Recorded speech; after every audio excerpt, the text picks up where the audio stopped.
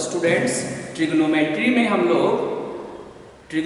में transformation formula से related problem को हम लोग डिस्कस कर रहे हैं और उसी के रिगार्डिंग हमने दो प्रॉब्लम को सिलेक्ट किया है।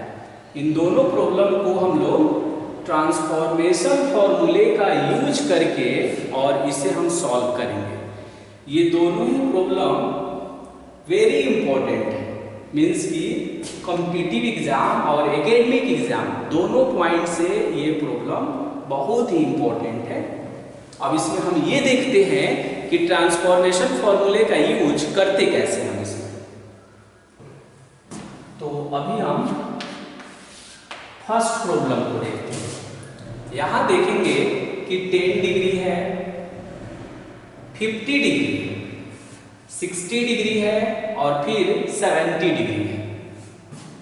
इन चारों एंगलों को ध्यान से देखेंगे तो मालूम चलेगा कि एक ही स्टैंडर्ड एंगल है और वो है 60 डिग्री। तो इसका मतलब ये हुआ कि इसकी वैल्यू हम जानते हैं, अदर की वैल्यू हम नहीं जानते हैं। फिर भी मुझे प्रूफ कर देना है कि इसका आंसर √3/16 होगा। तो ऐसी सिचुएशन में क्या करेंगे कि जिसकी वैल्यू हम जानते हैं, जैसे इसमें से किसकी वैल्यू हम जानते हैं तो 60 डिग्री का जानते हैं, तो क्या करेंगे कि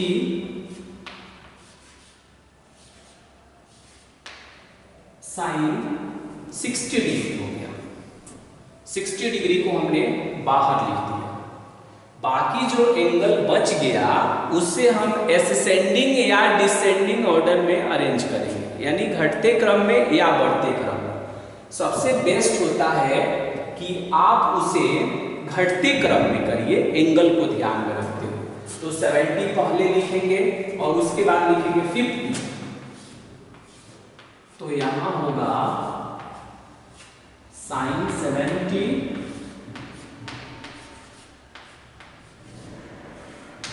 साइन 50 और फिर लास्ट में होगा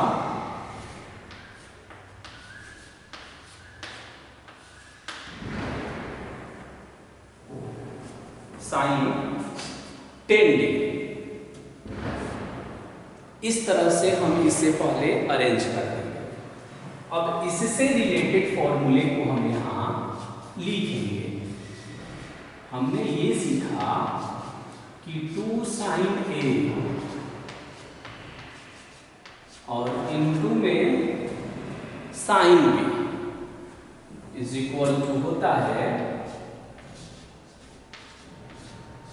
cos A माइनस B और माइनस cos A प्लस। इस तरह से होता है ये।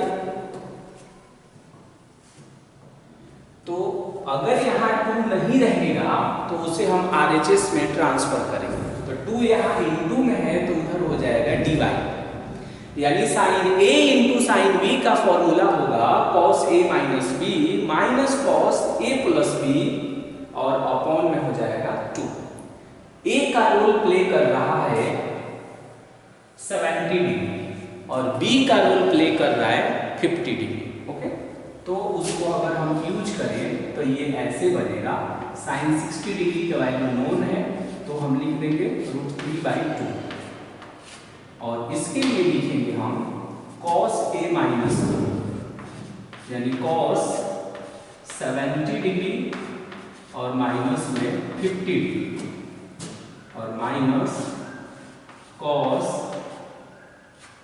70 डिग्री और प्लस में 50 डिग्री।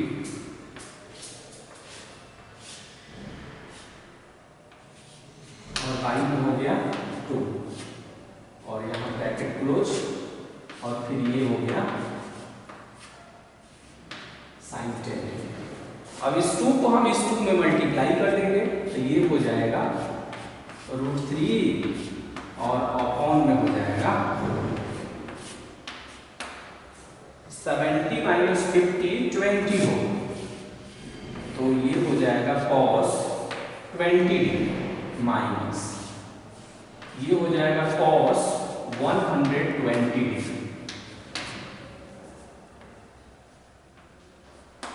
और बाहर में रहेगा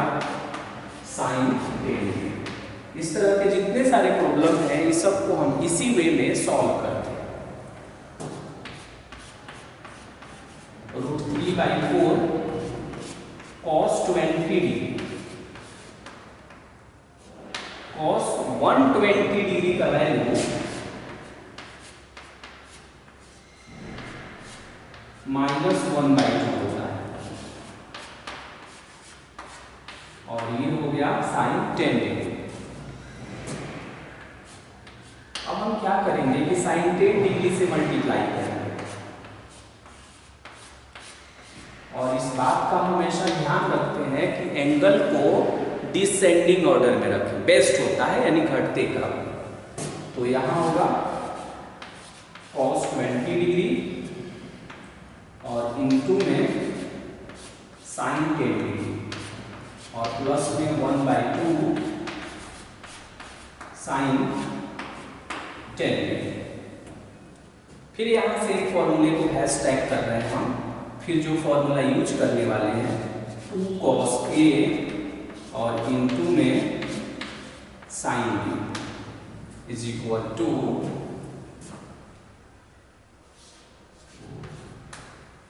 cos नहीं, यहां पर आएगा sin A प्लस B और माइनस sin A माइनस। फिर यहाँ 2 नहीं है तो अपॉन में 2 हो जाएगा, यानी cos A into sin B, यानी A का ये प्लेन लिया और ये, और इन सारे आइडेंटिटी को हमने ट्रांसफॉर्मेशन में डिराइव किया था। तो sin A plus B minus sin A minus B और अपॉन में 2 होगा।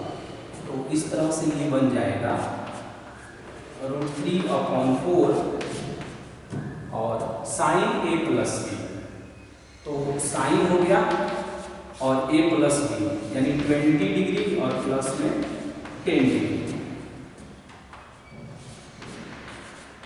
20 डिग्री और माइनस में 10 डिग्री, और अपॉन में हो गया 2 और प्लस में हो गया 1/2 sin 10 डिग्री।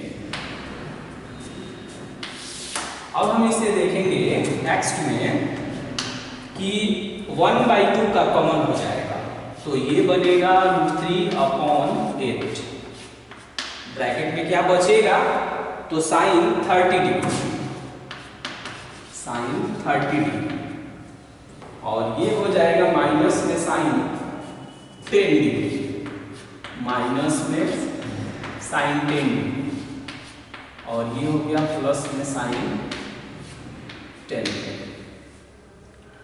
sin 10 डिग्री को माइनस sin 10 डिग्री इससे हम कैंसिल कर देंगे, तो ये होगा √3/8 और sin 30 डिग्री हो जाएगा 1/2।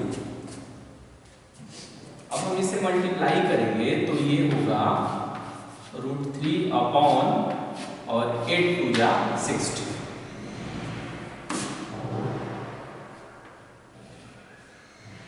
यानी √3/60, और इस तरह से ये प्रूव्ड हो जाएगा। और स्पष्ट आप देख पा रहे हैं कि ट्रांसफॉर्मेशन का हम 2 आइडेंटिटी इसमें यूज किए। ओके, अब हम प्रॉब्लम नंबर 2 को डिस्कस करते हैं। 2 में देख रहे होंगे कि 3 एंगल है, 3 एंगल का एक ग्रुपिंग है, इसमें कोई ऐसा एंगल नहीं है जिसकी वैल्यू हम जानते हैं, और इसे 1/8 प्रूव करना है। तो इसे भी हम क्या करेंगे, डिसेंडिंग ऑर्डर में अरेंज कर देते हैं, यानी घटते क्रम। तो ये होगा cos 80 डिग्री और cos 40 डिग्री, इन दोनों को एक साथ ग्रुपिंग करते हैं, और यहां हो गया cos 20 डिग्री।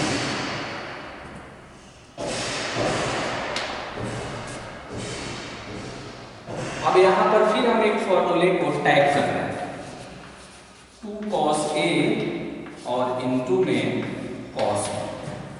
इसका आइडेंटिटी हमने पढ़ा कि cos A प्लस B और प्लस में cos A माइनस B होता है। ओके, 2 नहीं है तो अपॉन में आएगा, तो इस तरह से ये बनेगा cos ए प्लस बी, यानी 80 डिग्री और प्लस में 40 डिग्री, प्लस में कॉस 80 डिग्री और माइनस में 40 डिग्री, और अपॉन में आएगा 2, ब्रैकेट क्लोज करेंगे, और बाहर में है cos 20, just like a previous. 1/2 outside में कर लेते हैं, ये होगा cos 120 डिग्री यानी cos 120 डिग्री, ये सब्ट्रैक्ट करेंगे तो आएगा cos 40 डिग्री और बाहर में रहेगा cos 20 डिग्री। अब 1/2 हो गया यहाँ पर, cos 120 डिग्री का वैल्यू -1/2 हुआ, और इसमें हम मल्टीप्लाई करेंगे तो ये आएगा cos 40 डिग्री और इनटू में cos 20 डिग्री। ओके, अब हम क्या करते हैं, और यहाँ पर एक चीज यहाँ छूट गया, cos 120 डिग्री की वैल्यू -1/2 हुआ, और इसमें भी cos 20 से मल्टीप्लाई करेंगे, cos 20 डिग्री यहाँ लिख देंगे, और बीच में कितना है प्लस। फिर इसका आइडेंटिटी हम यूज करेंगे, यही सेम आइडेंटिटी यहाँ फिर यूज होने वाला है, तो हम क्या करते हैं कि 1/2 हमने दिए, माइनस में 1/2 cos 20 डिग्री प्लस। अब करिए, फिर यही आइडेंटिटी यूज करिए, तो cos a प्लस b यानी cos 40 डिग्री और प्लस में 20 डिग्री, फिर प्लस cos 40 डिग्री और माइनस में 20 डिग्री और अपॉन में 2,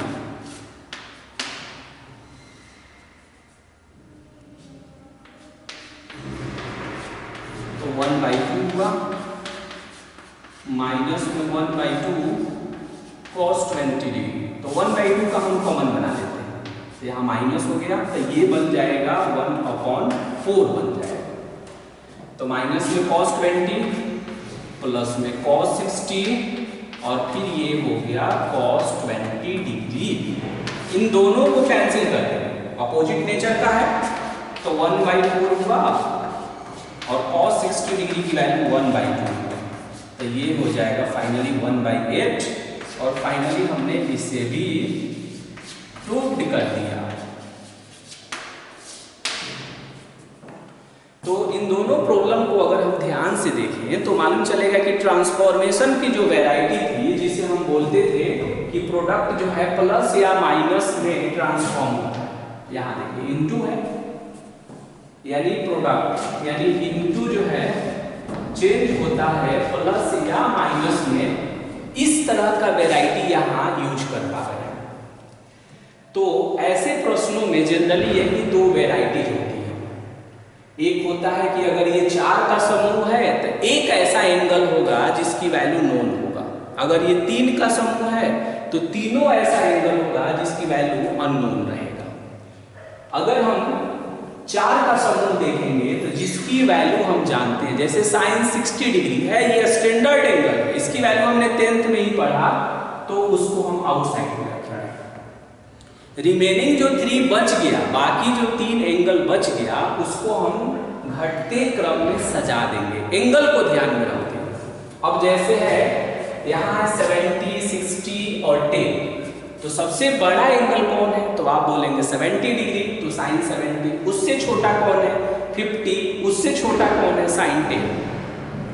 और क्या करेंगे कि 7 मतलब कि इसमें 2 का समूह बनाना है इस फॉर्मूले का यूज करने के लिए, तो 70 और 50 का एक ग्रुपिंग कर लेंगे और उसी में हम आइडेंटिटी को इम्पोज करेंगे, और जो सबसे लोएस्ट वाला एंगल का होगा TR, उसे हम बाहर रखते हैं, इस पर हम इम्पोज करते हैं। इसमें आप देख रहे होंगे कि जब हम ये फॉर्मूला इम्पोज करते हैं तो एक ऐसा एंगल आता है जिसकी वैल्यू हम जानते हैं, जैसे cos 120 डिग्री, यह स्टैंडर्ड एंगल है और इसकी वैल्यू -1/2 होती है।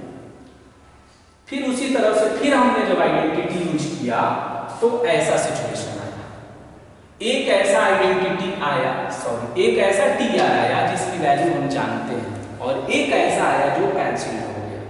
ओके, तो जनरली इसी ट्रैक पर ये मूव करता है। यहाँ पर भी देखेंगे कि आइडेंटिटी यूज किया हमने तो एक एंगल प्राप्त किया जिसकी वैल्यू हम जानते हैं, फिर दोबारा आइडेंटिटी हमने यूज किया तो फिर एक ऐसा एंगल प्राप्त किया हमने जो स्टैंडर्ड एंगल है 0 और 90 के बीच है, या 90 से मोर भी हो सकता है, लेकिन वो स्टैंडर्ड होगा जिसे हम कैलकुलेट कर सकते हैं आसानी से। ओके।